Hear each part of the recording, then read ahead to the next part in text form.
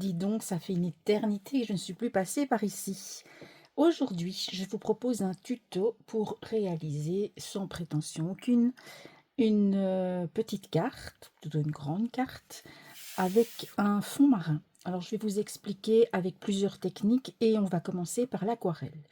Pour ça, j'ai besoin bien sûr de l'aquarelle, de l'eau, un pinceau plat parce que je vais humidifier mon papier, un pinceau qui retient bien l'eau, le mien est un Koum, et puis j'aime bien quand je fais des fonds marins ajouter un petit peu d'argenté parce que je trouve que quand on est sous l'eau et qu'on a le soleil et les rayons du soleil, il y a toujours un petit peu de paillettes, le sable qui vient donner un peu de paillettes, et donc je vais ajouter un petit peu d'aquabronze de Schmincke. Voilà. Alors, la première chose à faire, c'est bien humidifier son papier. Alors ici, j'utilise un papier coton. C'est du papier centenaire. Je vais l'humidifier. Alors, on l'humidifie bien, mais on ne le détrempe pas. C'est-à-dire que l'eau doit quand même un petit peu pénétrer dans les fibres du papier. Je vais y aller dans les deux sens. Mais surtout, il ne faut pas de flaques, sinon on va avoir des auréoles, même sur du papier coton. Voilà, j'humidifie bien, je prends mon temps, je peux regarder si il y a de l'eau partout. Voilà, je pense que c'est bon. Alors, dans les fonds marins, on a du plus sombre dans le fond, et plus on remonte à la surface, plus c'est clair, puisqu'il y a le soleil qui vient donner de la lumière. Donc, ce que je vais faire, c'est prendre mon papier et le fond, je vais le faire au-dessus, c'est-à-dire que je vais travailler à l'envers. J'incline mon papier, alors vous voyez que je l'ai collé avec du masking tape sur un carton afin de bien pouvoir le manipuler, et je vais commencer par exemple du bleu indigo. Voilà, je viens faire une couche légère.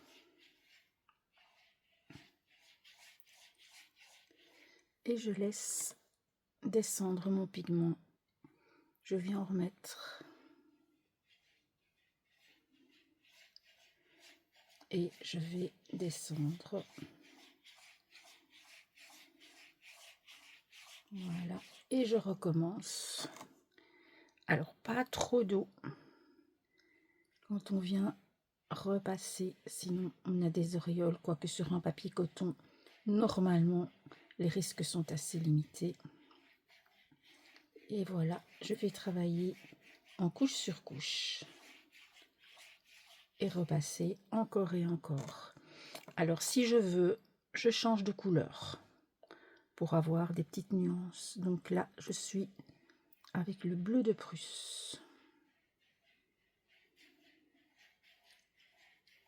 Voilà, et je vais continuer jusqu'à ce que le résultat me plaise. Donc je n'hésite pas à bien, alors vous ne le voyez pas, et donc quand je prends mon pot d'eau, je viens bien enlever l'excédent d'eau. Plus j'avance et moins il faut de l'eau, sinon je vais avoir des auréoles. Voilà, je repars avec le bleu de Prusse.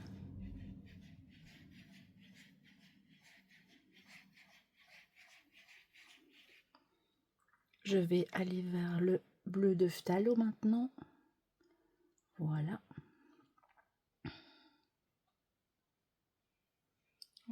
Quelque chose d'un peu plus turquoise. Pour avoir des petites nuances, c'est toujours joli. Et le fait que j'incline mon papier, ça permet au pigment de descendre et de ne pas avoir d'eau qui stagne et donc pas d'auréole. Je peux aller vers un verre d'eau pour avoir quelque chose de plus turquoise.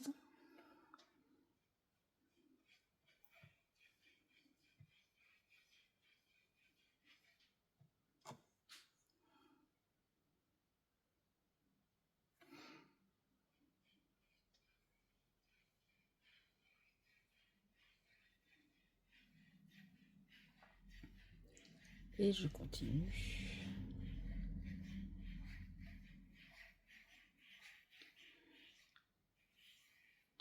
Je peux reprendre le bleu indigo qui est plus foncé pour avoir quelque chose de vraiment pigmenté. Et donc là, mon papier commence à sécher. Donc je dois être prudente de ne pas venir rajouter trop d'eau afin de ne pas avoir d'auréole. Et puis voilà, je vais m'arrêter quand le résultat me satisfait. Allez, on fait un dernier petit passage. Toujours le bleu indigo.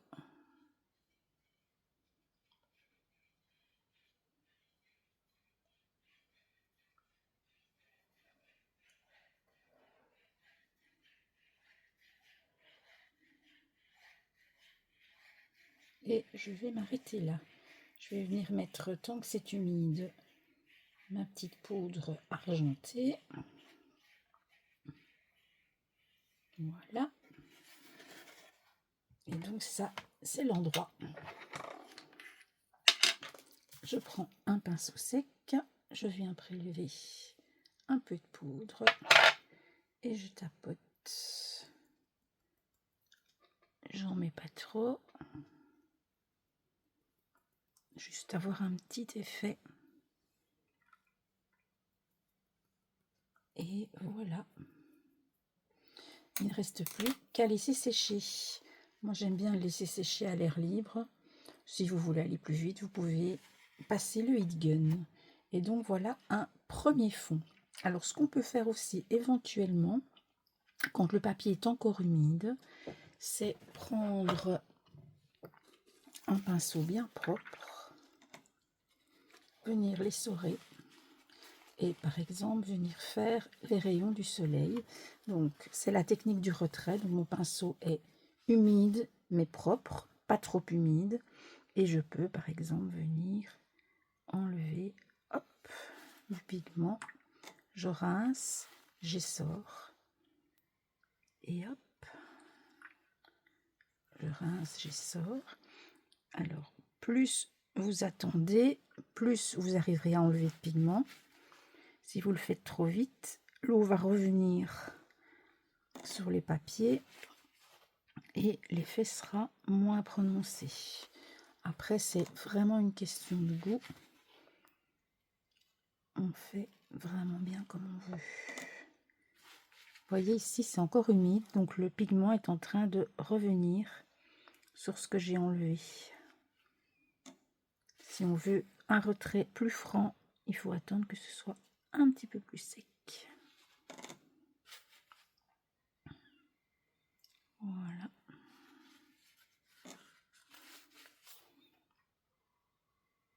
Hop.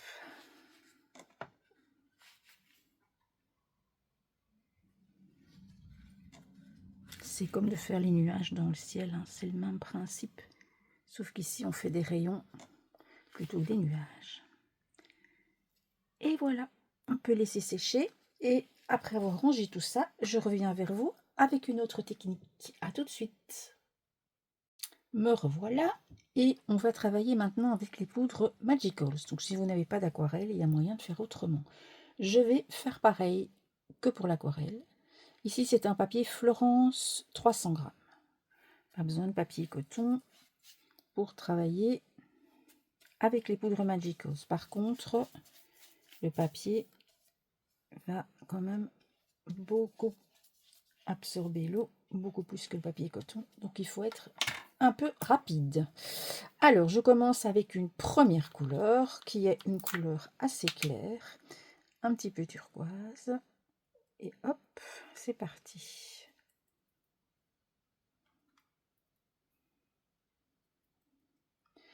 Et là, je peux, si je veux, utiliser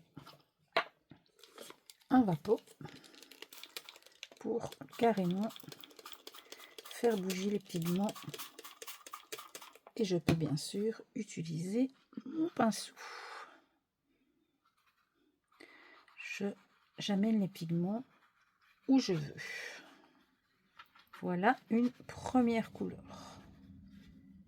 Je viens avec une seconde.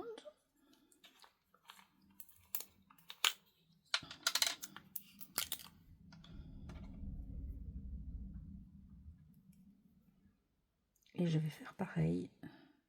Je vais travailler en couche sur couche jusqu'à ce que le résultat me plaise. Et on y va.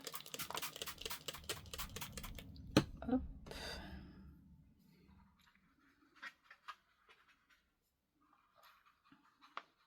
J'essaye que le foncé soit dans le bas, comme tout à l'heure. Voilà. Et je peux bien entendu également mettre du masking tape et utiliser le carton pour manipuler. Il n'y a pas de souci. Je recommence. Donc là, je vais en fait du plus clair au plus foncé. Et je mets le plus foncé dans le bas. Voilà. Et on répète l'opération autant de fois que nécessaire jusqu'à ce qu'on ait le résultat que l'on souhaite. Voilà, je peux faire bouger mon papier. Voilà. Voilà, pour le coup, on a des fonds bien pigmentés, bien colorés.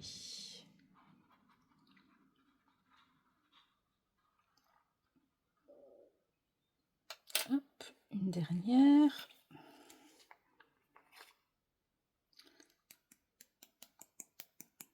Voilà.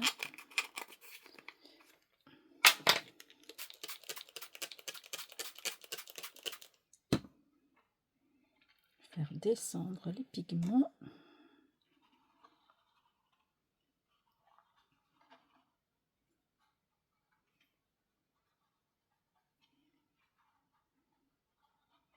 Et je peux, si je veux, terminer en remettant du plus clair.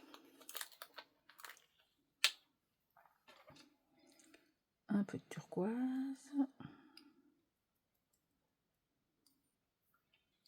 Et un peu de bleu.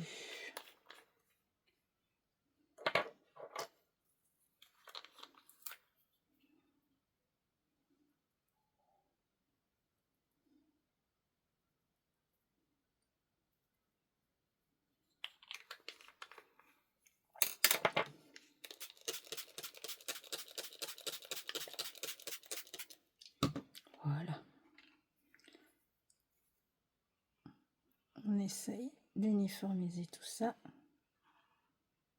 Et puis quand ça nous plaît, eh bien on s'arrête. Ici on a un joli effet de vague en plus. Voilà, alors l'excédent, je vous conseille de l'éponger quand même pour ne pas avoir des taches. Parce que là j'y suis quand même allée généreusement. Hop. Voilà, vous voyez ici, dans le bas, je peux venir avec mon pinceau bien essoré pour enlever l'excédent. J'éponge sur un essuie-tout et je vais laisser sécher. Ce que je peux faire, c'est remettre mon aqua bronze de tout à l'heure. Donc ça, éventuellement, hein, je peux remettre ceci, on aura le même effet. Et sinon, dans les Magicos, j'ai aussi celle-ci, Milky Way White, qui donne un joli effet un peu nacré, super joli. Et donc, je vais en mettre tant que c'est encore humide. Et je vais avoir un petit peu le même résultat. Quelque chose de très joli qui va donner un petit peu de relief à mon fond. Et voilà. Je vous retrouve très vite pour une troisième technique. Une autre technique pour faire des fonds marins avec des Distress. J'ai pris les Distress Ink plutôt que les oxydes, mais les oxydes peuvent très bien fonctionner aussi. Alors là, on a deux solutions. Soit on prend le pad, on vient en mettre sur la plaque en verre ou sur un tapis en téflon et on travaille de la même manière qu'avec les aquarelles. La deuxième manière, c'est simplement avec les brosses. Vous connaissez le principe. Et là, on va commencer par le plus clair. J'ai toujours du papier Florence en 300 grammes. Je vais commencer par le clair. on va commencer ici. Donc on commence toujours par l'extérieur. On ne commence pas au milieu, sinon on fait des traces. Donc on revient à l'extérieur. Et petit à petit, on va venir ajouter l'encre. Et là, il nous faudra un petit peu de patience parce que, bien sûr, le temps de remplir toute la surface, du plus clair au plus foncé, eh bien, ça prend du temps. Vous pouvez utiliser les oxydes hein, sans problème. Ici, j'aime bien le rendu des Distress Ink parce qu'elles sont moins opaques, plus aqueuses. Et puis voilà, justement, je trouve que pour des fonds marins, c'est juste ce qu'il faut. Mais les oxydes fonctionneront très très bien aussi. Donc là, c'est la Tumble Glass. Voilà. J'y vais petit à petit. Et donc ici, je travaille à l'envers aussi. Donc mon fond est vers le haut. Maintenant, vous pouvez évidemment travailler dans l'autre sens. Ça n'a pas d'importance. Pour moi, c'est juste plus facile comme ça. Et donc, plus je monte et plus je mets de pigments. Et je vais laisser plus clair par-dessus.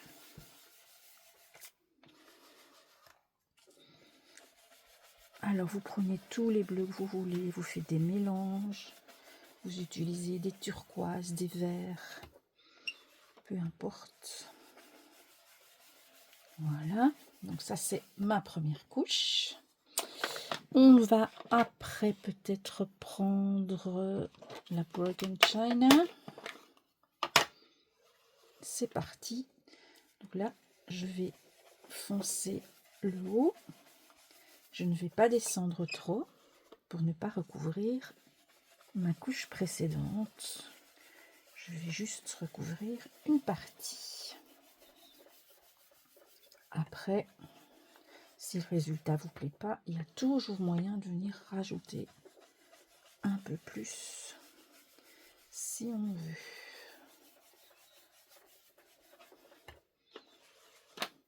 Je continue. Donc toujours bien commencer par l'extérieur et faire des petits cercles. Voilà. Ensuite, eh bien, on va passer au Peacock Feathers. Oups, voilà, qui est un joli turquoise. Donc là, on est dans les Caraïbes.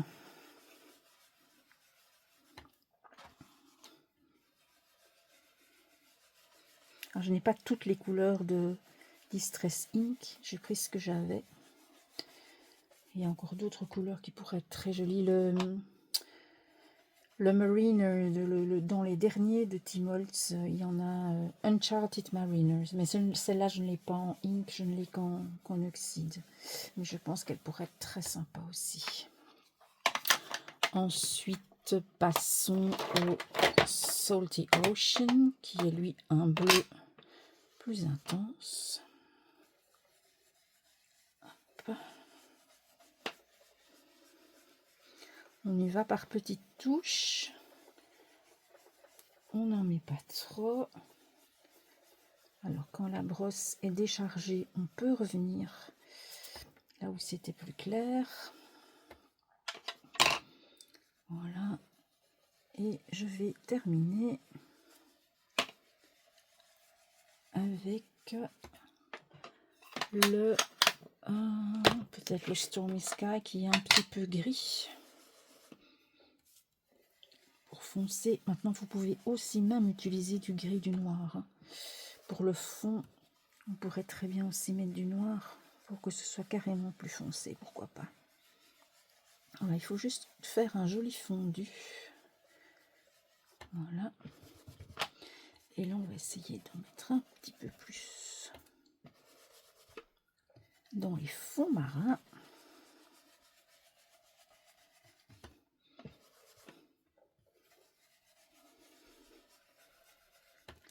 Voilà ce que ça donne. Hop, on retourne. Et je pense que c'est pas mal du tout. Voilà, alors si j'estime qu'il y a trop de blanc, bon, Ma brosse est vraiment bien déchargée. Je peux finir en appuyant vraiment très peu.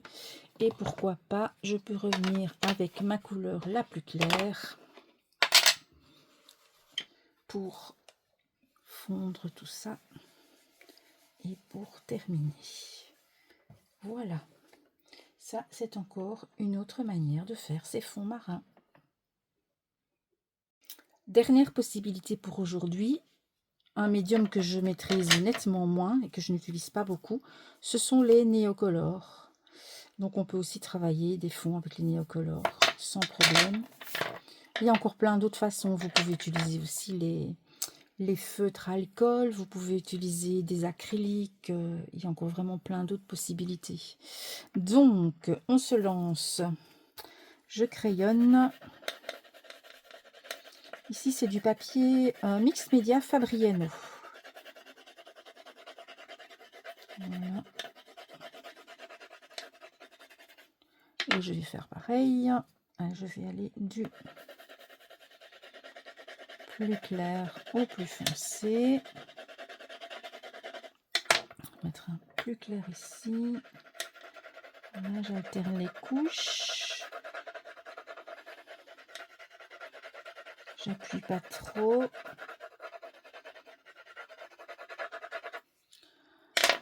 On y va pour du plus foncé. Toujours mon fond vers le haut. Mais vous faites comme vous voulez. Ici, un bleu plus foncé encore.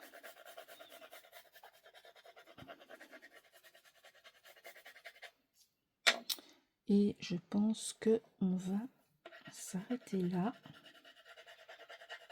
et venir ajouter l'eau.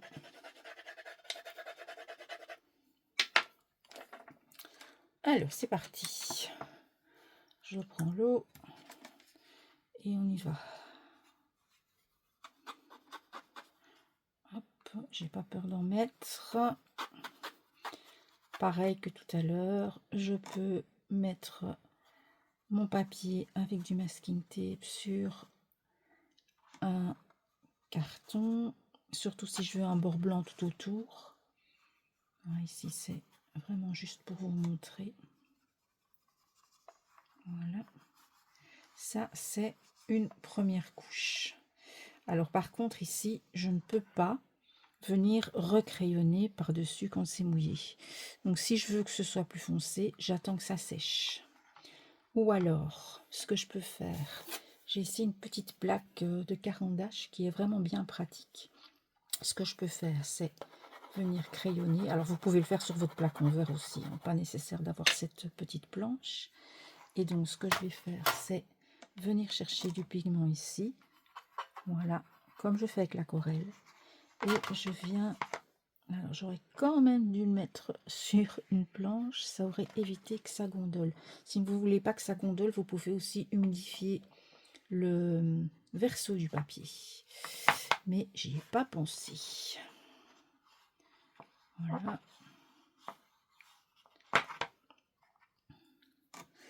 Donc, pareil, hein.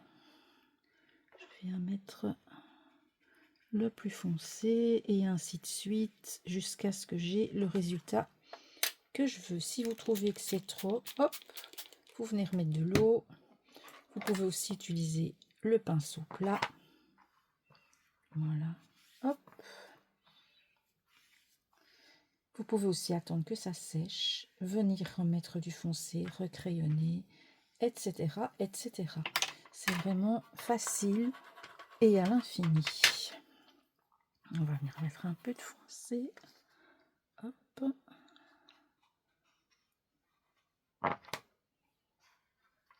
Et j'incline mon papier pour faire descendre les pigments. Voilà. Ça vous fait 4 techniques que vous pouvez tester. Et puis n'hésitez pas à venir montrer vos réalisations. Je suis ravie de vous avoir retrouvé. J'espère que ça vous a plu. N'hésitez pas, si vous avez des questions, j'y répondrai avec plaisir. À bientôt!